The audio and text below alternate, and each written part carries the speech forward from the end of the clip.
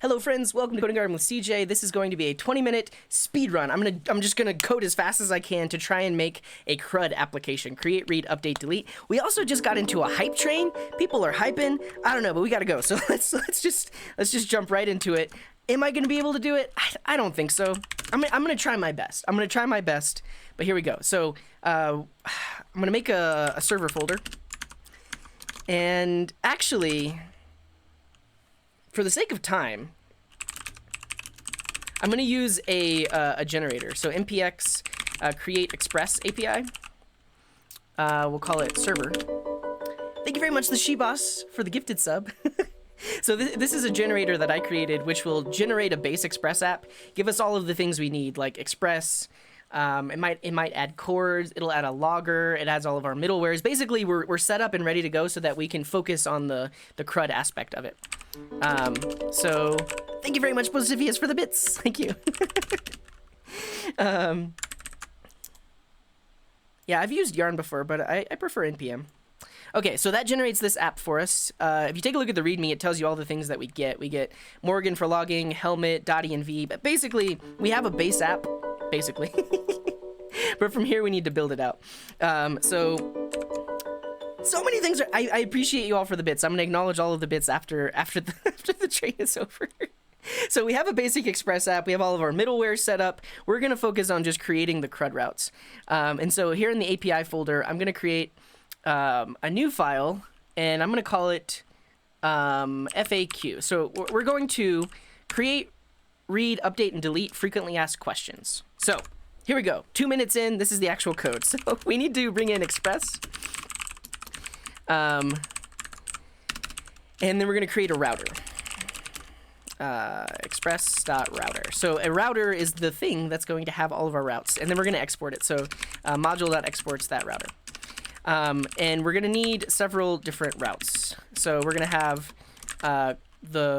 first we're going to do the get. So let's say router.get slash. So when we request slash FAQs, that'll give us all of the frequently asked questions. So we're going to have to fill that in. Rec.res and next. We'll do it. Okay.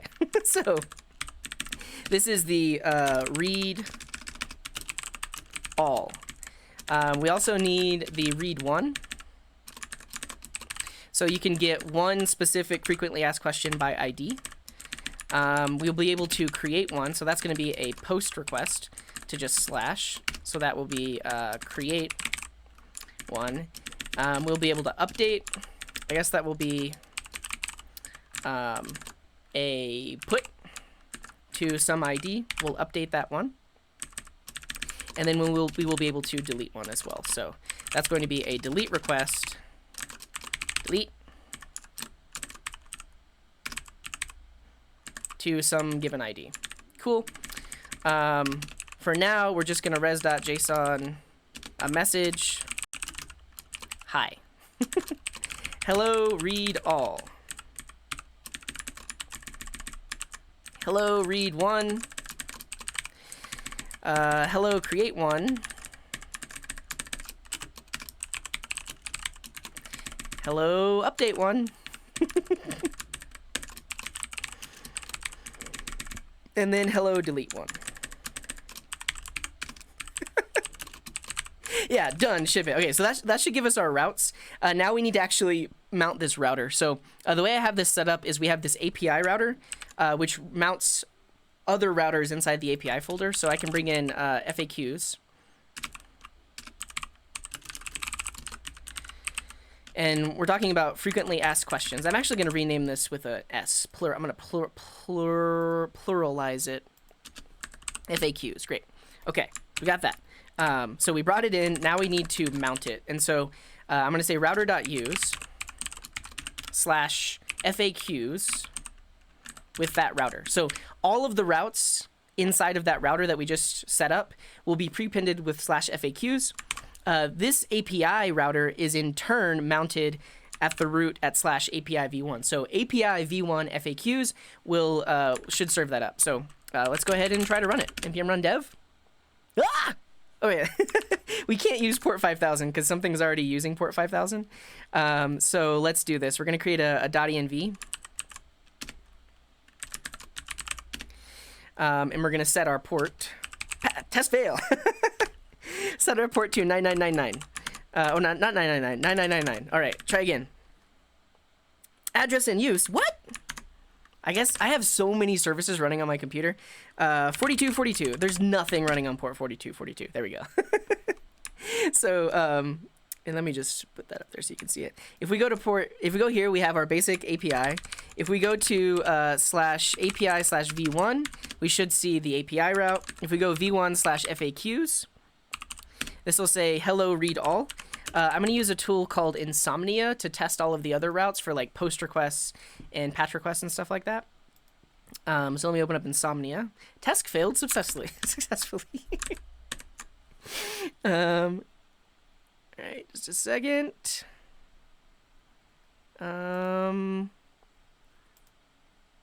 New folder, CRUD FAQs.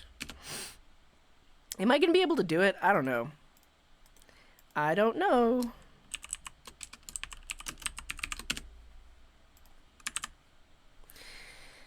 Okay, so this is oh no, the timer reset. We have basically 13 minutes left. How many seconds are in 13 minutes? Tell me, hurry, hurry.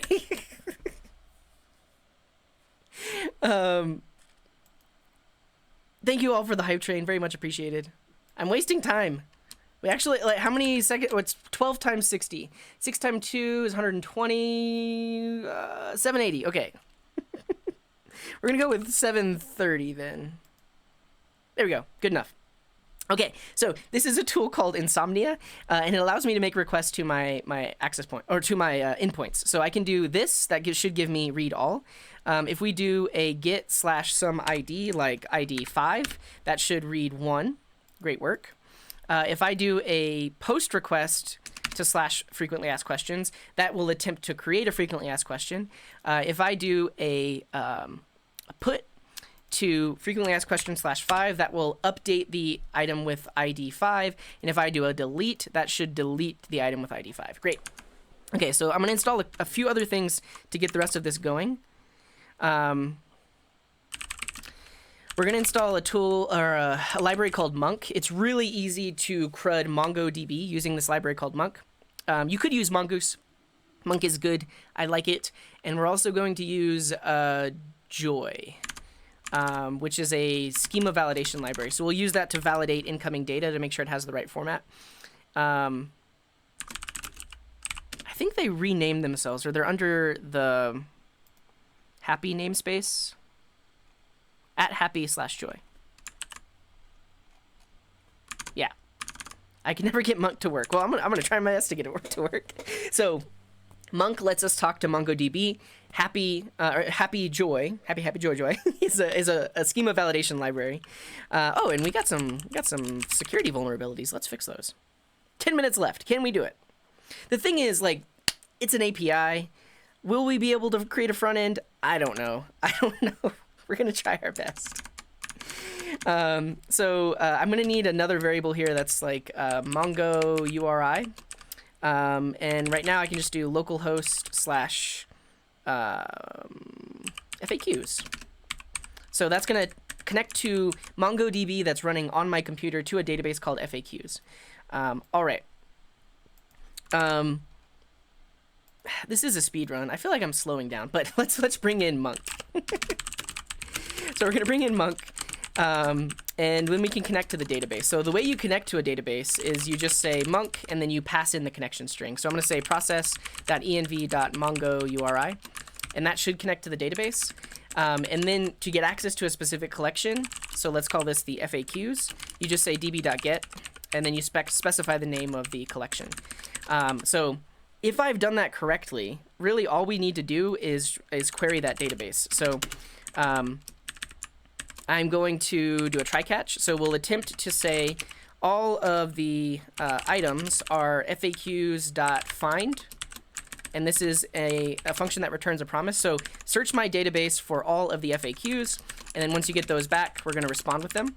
But if there was an error, we're just going to forward it. So if it couldn't connect to the database or something like that, we're going to see that error. So now, if we make a request to get all FAQs, we should see an empty array. And we do. Look at that. We're connected to the database. We have an empty array. So actually, that's all we need to do for get all. Let's go ahead and set up create one. So we're going to need a try catch. We need to validate the body. So I'll say, yeah, it's working. It's great. So let's create a schema. We're going to go ahead and bring in joy.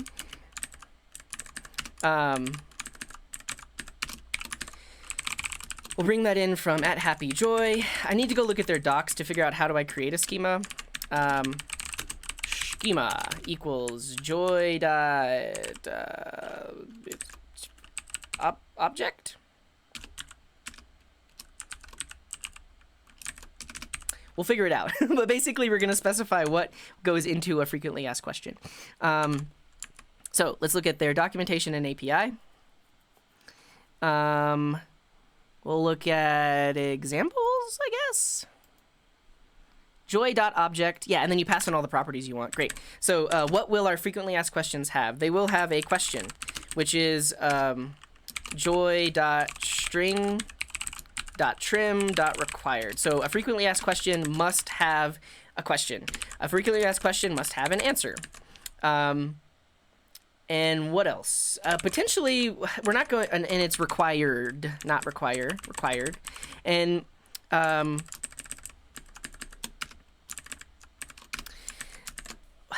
we probably won't have this for all of them, but maybe we'll have like a video URL. So potentially, if there is a video associated with this frequently asked question, then we'll put that in.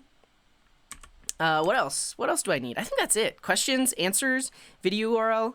We'll probably do like created app, but we'll just automatically add those. We don't really need that in our schema. This is good enough. It's super easy. That's all we want. Okay, so we have this schema. This is now going to allow us to validate the incoming data that we send to our server. So the way you do it is schema.validate, and that gives you back the validate, the valid thing. Oh yeah. It does have URL. You're right. Or URI is actually what it's called. Good enough. So we expect it to be a URI.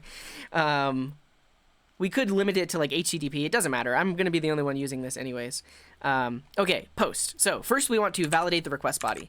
So we'll do schema.validate. The data that we're going to pass in is rec.body. So rec.body is the thing that we're actually sending to the server. Let me just log it out to make sure that we're getting it. And if it's valid, we're just going to respond with that valid body. res.json with that value. If there was an error, we're going to forward that to our error handler. And then we need to make this an async. Yeah, we got 6 minutes. I think this is going to be just the API. There's no way I could build a front end for this in that amount of time. But okay, we should be able to create new, or at least send post requests to create a new one. So we'll do a post. The body is going to be JSON. Right now I'm just going to send an empty body, and we should get back an error. Yeah, question is required. So if I say question is how you do that, and then we do that, we should get back answer is required. Great. I just do. And then we also want a video URL. And if we specify that as something that's not a valid URL, it should complain.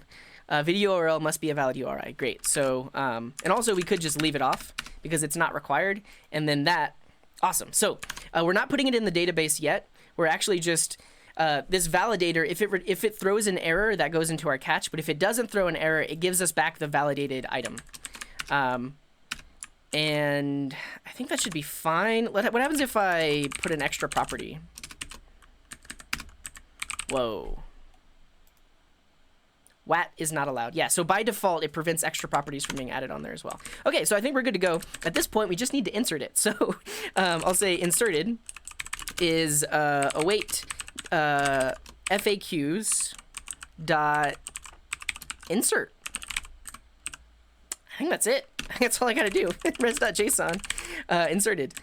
And so now, if I try to put something in the database, we should get back. There it is, and it's got an actual ID. So that's awesome. So now it's in my database. We could do some validation, like make sure that this question already isn't in the database, but that's fine. Let's go ahead and do get one. So now I should be able to request a specific one by ID. So simple try catch, forward the error. We're going to grab the ID from the params. So rec.params. And this is basically the parameter in the URL. And then we'll say item equals await. It does need auth, I know, but we don't have time for that. FAQs dot find one, I believe, is a method we can use, and we can specify our query. So where ID underscore ID. So in the database, it's called underscore ID because it's Mongo, is equal to the ID that was passed in. If the item was found, then we're just going to return it. Actually, we'll do an early return, or an early throw. So we'll say if there was no item, then we're going to return, we're actually just going to call next. So that should forward onto our, not found handler. Not return. I need this to be an async method. Yeah, we're using Express. All right, so find one by that ID. If we didn't find it, call next, which should go to our not found handler. But if we did find it, respond with it. Okay, so if I do a GET request to FAQs slash that specific ID, we get it back. Great. But if I do it to something that's not found, argument passed in must be a single string of 12 bytes or a string of 24 hex characters. I mean, that's an okay error messages. I'm not opposed to that. What if we did this, but we just change a value? Yeah, then it forwards it to not found. Good enough. Good enough. Okay, so we've got get all. We've got get one. We can create one. Now let's update one. 2 minutes. Yeah, we got this. So update will be similar to create. We're just going to do a full-on replacement of that item. So if you're updating, we need to validate the request body. And actually, I'm going to... Yeah, we shouldn't have the ID there, but we're going to grab the ID from rec.params again. And then instead of inserting, we need to grab the existing one to make sure that it exists. So basically, we do a similar thing to whenever we were reading one. So validate the body, find one with that ID. If we didn't find it, error. And if we found it, we know that that ID actually exists, and now we need to update it. So we'll say updated is going to be FAQs.update, and we want to update where the ID is equal to that given ID. And we're going to pass in the validated schema here. Cool. So that should do it. If we request all FAQs, we have that one, we have this ID. Let's say I want to do a put to FAQs slash that ID, and we're going to change this to an exclamation mark. Send it. The update operation document must contain atomic operators. I totally forgot. So what we actually want to do is we want to say $set should be the values that were passed in, and that's going to set each of the properties. 30 seconds! Okay, so it modified it. That's fine. I think instead of returning the updated, we'll return the value. 18 seconds. That's fine. And then we just got to do this. 11 seconds. I got it. So when we're deleting by ID, we grab the ID from the params, rec.params. We'll say await FAQs dot delete, or is it remove? I forget. We're out of time, but it should be easy. Delete where ID is that given ID. And then we'll respond. Or I think we'll just send a 200 status code.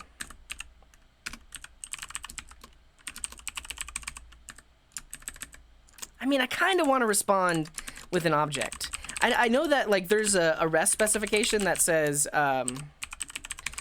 whenever you delete, you actually should just respond with the status code and not an actual body, but I don't know. All right, we're out of time. This should work. Okay, so I'll test updating one again. So this should work when we try to update. We're going to put, and then it updated it, and if we do a get for that specific one, we see the updated one. That's great. And then if we do a delete for that specific ID, Facts.delete is not a question, not a function. I think it's just remove then. So remove. All right, this is it. This is it. We've got it. Success. All right, and now if we do a request for that one, we should get 404 not found because it's not in the database anymore. And if we do a request for all of them, we should get an empty array. That's it. We did it. We created a CRUD API in about 20 minutes. Maybe I'll do another challenge video where we build a CRUD front end in about 20 minutes. That could be fun, but we're done. Thank you everyone for watching. This is not TDD. No. We implemented it with error first development. We did it! Everyone say bye, YouTube. Bye, YouTube. Wow. Okay. We got a ton of supports while that was happening, so I appreciate you all. Bosivius with the 300 bits, Shines Love with 100 bits, A Light Year Away with the 4-month resub, Turtle Monkey with 100 bits, the Sheboss with the gifted sub, Mr. Smoofy with 100 bits, Bosivius with the 200 bits, Murdoch with 100 bits, and MB Dealer with the 300 bits, and Ron with the 10 bits. I don't understand, Ron. Why do you always talk about this? But I appreciate you.